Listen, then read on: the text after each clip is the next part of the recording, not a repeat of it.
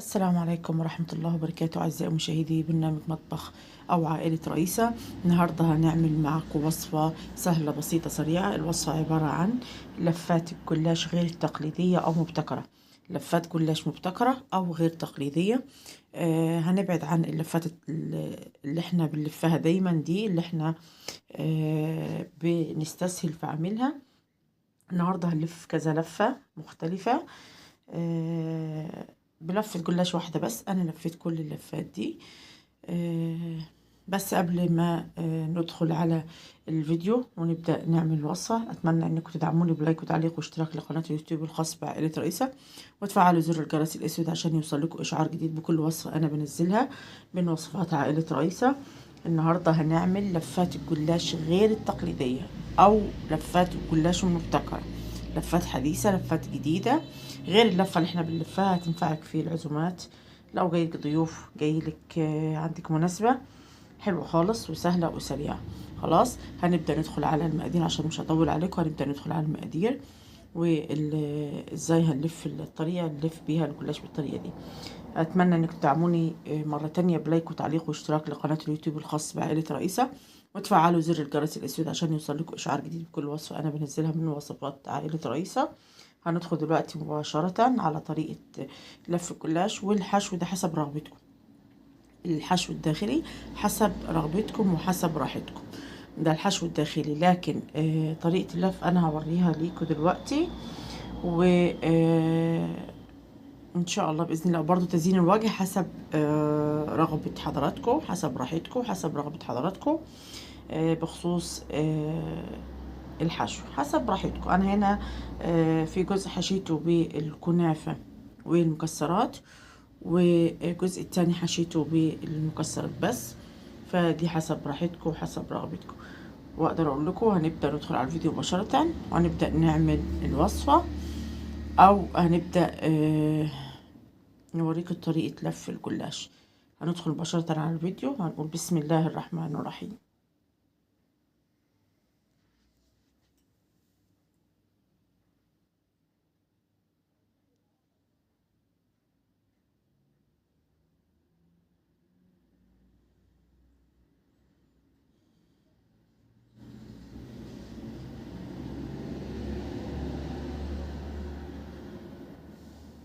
هنبدأ نقول بسم الله الرحمن الرحيم ونبدأ بالمقادير. دي بسبوسة مطحونة مع جوز هند.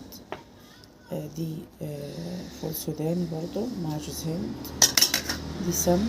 دي الطاسات اللي احنا هنرص فيها. دي لفة الجلاش. طبعا بنجيب لفة الجلاش بنعملها كده وبنعملها كده بالطريقة دي. بعد كده بنجيب الجلاش كده بنلمه على بعضه كده. هنحط دي على دي ونحاول نلمه على قد ما نقدر زي كده اهو، يبقى بالشكل ده. خلاص اهو. هنجيب الحشو كده،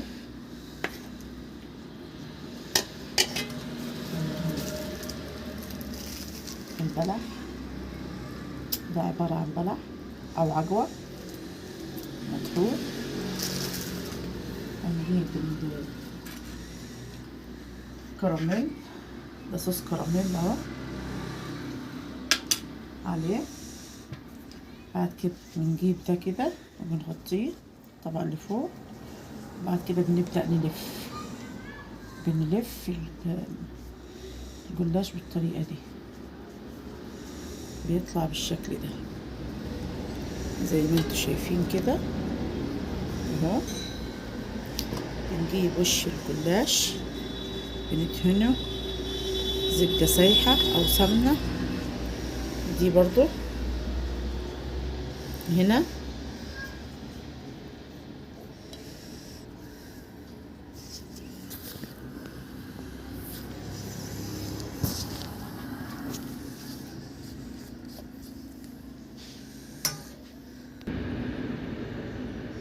هنبدأ نعمل واحدة تانية لفة الجلاش كده مدهونة زبد.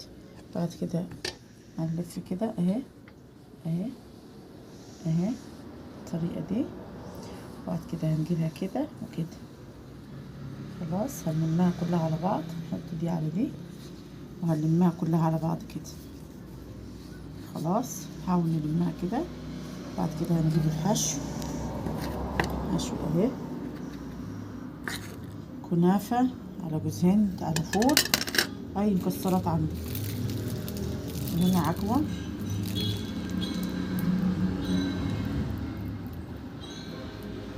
عجوة بلح. هنجيب الكراميل، معلقة كراميل كده،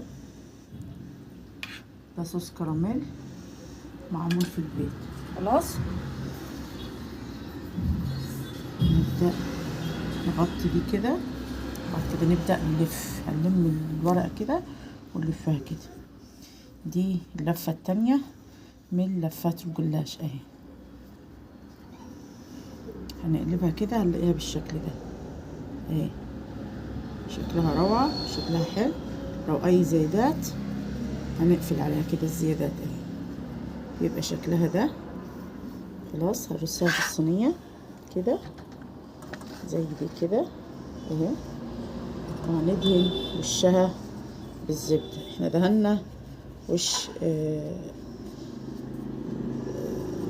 الجلاش بالسمنة من جوه، هندهن على الوش. خلاص هنعمل دلع الشكل ده اهو، ده شكل لفة الجلاش اهي.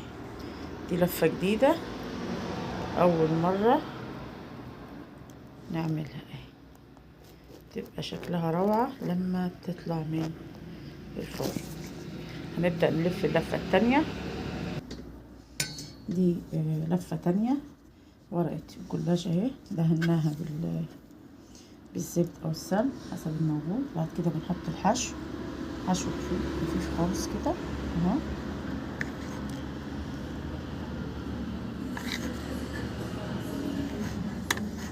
حشو خفيف اهو اهو.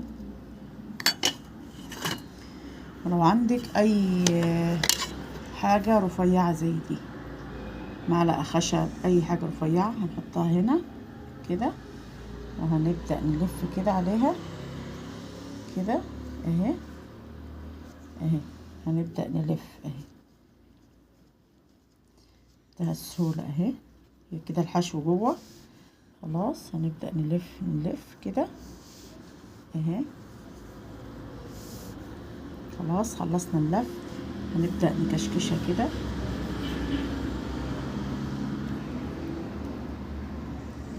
اهو، كشكشناها بالطريقة دي اهي.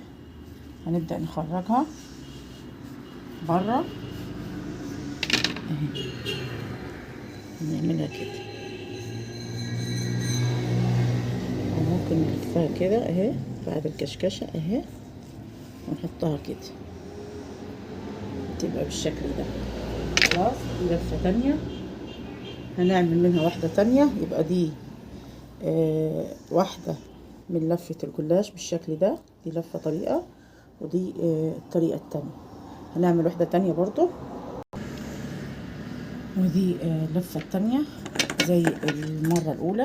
هنبدأ نرص الحشو كده حسب الرغبة، كتير أو قليل حسب الرغبة. نلف بص كده اهو،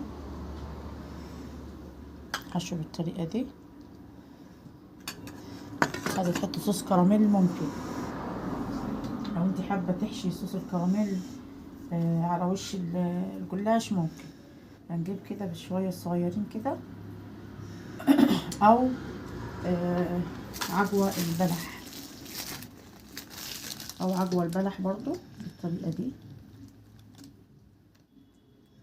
اهي. خلاص دي الكنافة مع عجوة البلح. هنعمل ايه بقى؟ هنجيب الحاجة الرفيعة دي، ممكن نضيفها كده اهي عشان بس ما تبص وبعد كده هنجيب كده اهي، هنبدأ نرص بقى، نلف اهي، هنلف كده. خلاص هنلفها كلها كده بالطريقة دي اهي كده كده كده. خلاص. وبعد كده هنبدأ نكشكشها كده ونلف، نخرج دي كده ونلفها كده اهي، تبقى بالطريقة دي. وادي واحدة تانية نحاول نلمها برضه عشان متاخدش ايه مكان اهي. دي اللفة التانية. يبقى دي طريقة، دي طريقة اللي هي دي ودي كده، ودي الطريقة التانية. هنبدأ نلف لفة تالتة. خلاص. الطريقة التالتة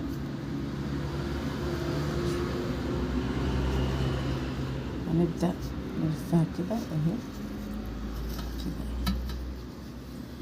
اهي. دي طريقة تالتة من لف الجلاش برضو. هنحاول نكشكش دي على قد ما نقدر. خلاص كده احنا كشكشناها. خلاص هنبدأ نحط الحشو هنا في الجزء ده، هنقسمها بسكين. طبعا الجلاش بالطريقة دي. هنبدأ نغطي كده ونغطي من الناحية التانية وهنقلبه كده، وهنعمل هنا زي بونبوناية كده، يعني بتبقى بالشكل ده. دي الطريقة التالتة، طريقة السمبوسك. نعمل كده اهي.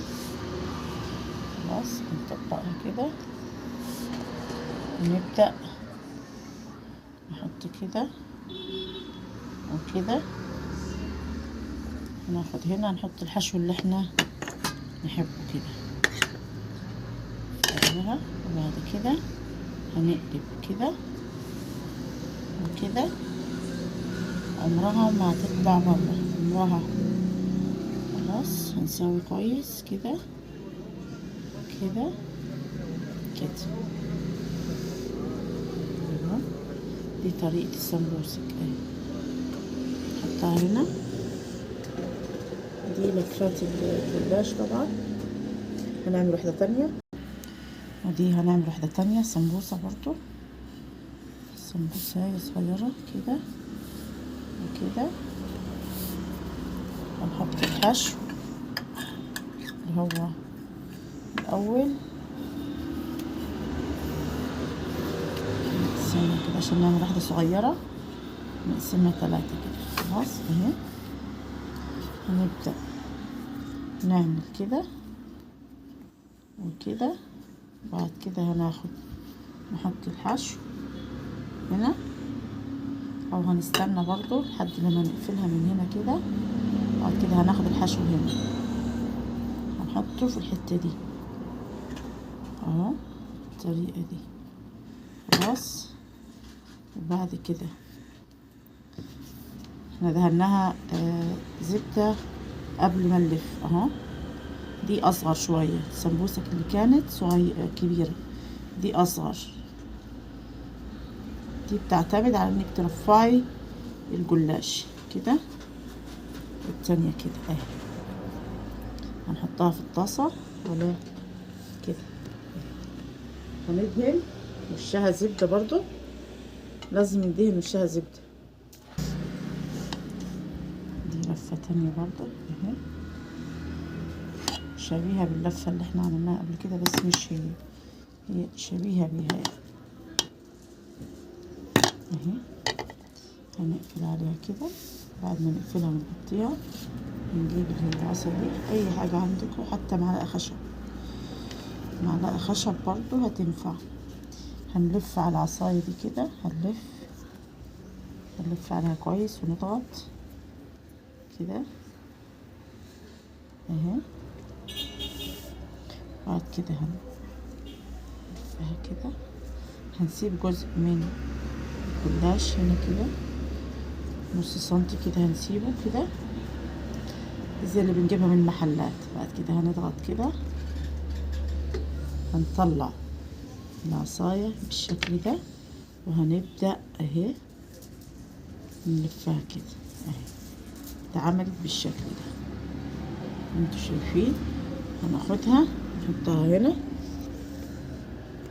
يبقى ده شكلها ده زي اللي بنجيبها في المحلات. هنقفلها ودي خلاص. وهنا هنحط الحشو بعد التسوية. هنبدأ نحط الحشو بعد التسوية. هنعمل واحدة تانية برضو دي شبيهة بدي، دي شبيهة بدي في اللف، بس دي احنا هنسيب لها الفراغ لان هنا هنحط حشو كراميلا بعد التسوية. خلاص دي كده هنسيبها. هنبدأ نعمل واحدة تانية. دي اللفة التانية اهي، هنحط الحشو كده. ممكن تعمليها سادة بدون حشو، يعني ممكن كده وممكن كده اهي. خلاص هنغطيها عشان كده. كده هنجيب دي الرفيعة نحطها هنا كده اهي، وهنلف عليها كده اهي.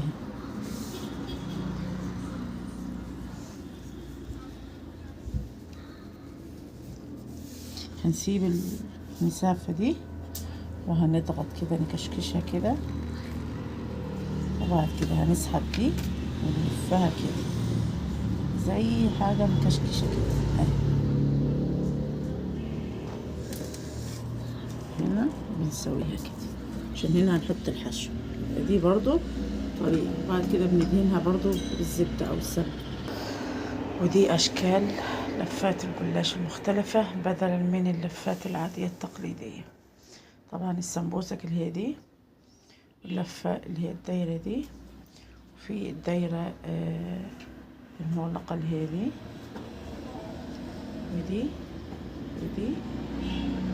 خلاص اللفة الجديدة اللي هي دي اهي.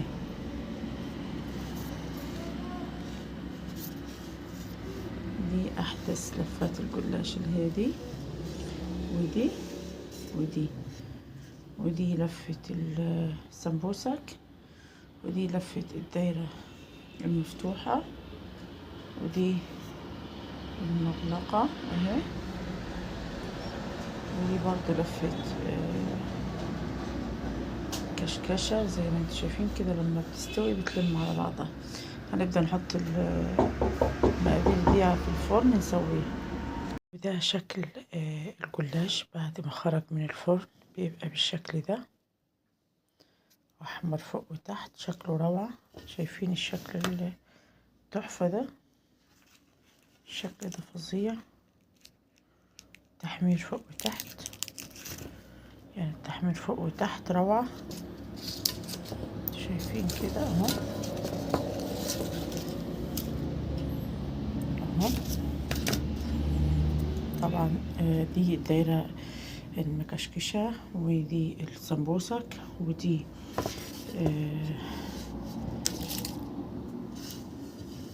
اهي كل الاشكال، اشكال جديدة للجلاش. طبعا دي غير دي. هنبدأ نسقيها شربات يكون ساخن. هنجيب الشربات ساخن وهنسقط كل واحدة في الشربات ونطلعها وهو ساخن الشربات. نصفيها من الشربات ونشوف دلوقتي ازاي هنسقيها بالشربات. هنا عندي شربات فراولة. كل اللي انا هعمله ان انا هنزل الجلاش في الشربات بالطريقة دي. هنزل الشربات الجلاش في الشربات بالطريقة دي. انا عملت شربات فراولة زي الشربات العادي، بس بضيف له عصير الفراولة. بعد كده بنطلعها نحطها على مصفى نصفي الشربات الزايد. طبعا الشربات ده سخن، الشربات ده سخن والجلاش دافي. خلاص عشان ياخد من الشربات ويشرب، يبقى يعني طري، مش هيكون ناشف. طبعا هنعمل الطريقة دي برضو نفس القصة في كل المقادير اهي. بنحطها تاني على الصينية هنا لحد ما نصفيها. هنعمل كل المقدار بالطريقة دي.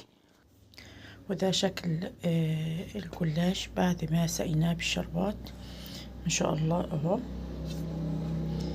ممكن لو حابة تصفي الشربات ده عادي هنصفيه.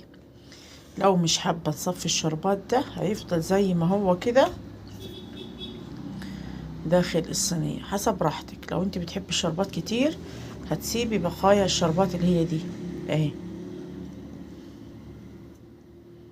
هتسيبي بقايا الشربات كده سايلة اهي. لو مش حابة الشربات زيادة هتصفيه خلاص. ودي كانت طرق لف الجلاش المختلفة بعيدا عن الطريقة التقليدية. طبعا قبل ما انهي الفيديو زي ما تعودت مني ان انا بطلب منكم انكم تدعموني بلايك واشتراك وتعليق لقناة اليوتيوب الخاص بعائلة رئيسة، وتفعلوا زر الجرس الاسود عشان يوصل لكم اشعار جديد بكل وصفة انا بنزلها. النهاردة عملت لكم لفات الجلاش غير التقليدية، يعني احنا مش هنلف اللفة التقليدية اللي احنا بنلفها وبنقطعها بالسكين، يعني احنا بنرص الجلاش وبنحشيه وبنقطعه بالسكين، لا احنا بنعمل لفات غير تقليدية زي ما انتم شايفين كده. ادي لفة، وادي نوع لفة كمان، وادي احدث حاجة في لف الجلاش اللي هي اللفة دي خلاص. وسمبوسك، وهي لفة السمبوسة اهي خلاص. ولفة المروحة اللي هي دي، يعني كل اللفات اللي هي غير تقليدية.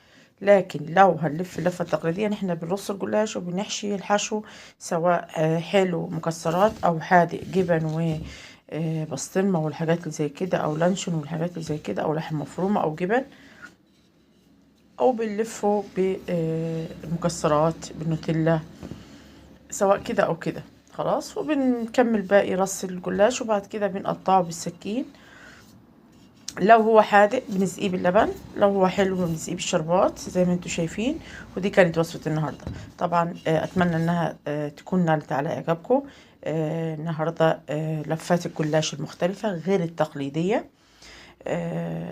اتمنى انها تعجبكم وتكون نالت على اعجابكم. ما شاء الله عليها اهي روعة. ممكن نزود وشها بالكراميل زي ما هوريكي دلوقتي. على فكرة انا مزينة جزء من الجلاش بالكراميل اهو، بس مش باين قوي، مش واضح لان الكراميل لون الجلاش